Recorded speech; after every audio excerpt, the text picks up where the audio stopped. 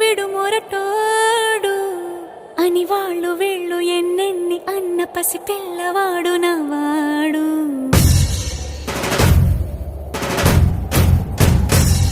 విడుముండోడు అని ఊరు వాడ అనుకున్న గాని మహారాజు నాకు నవాడు.